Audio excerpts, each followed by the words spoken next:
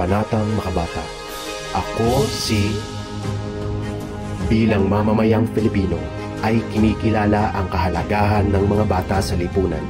Dahil dito, ako ay nangangakong isulong, protektahan, igalang at pangalagaan ang karapatan ng bawat bata sa lahat ng panahon, anuman ang kanyang kulay, kasarian, lahi, relihiyon, kultura, estado sa buhay, may kapansanan man o wala. Upang matiyak ang kasiyahan ng mga bata, naniniwala akong nararapat na matamasa nila ang mga ito. Maisilang at mabigyan ng sapat na pangangailangan upang mabuhay ng maayos. Lumago ang kaalaman, kakayahan at talento.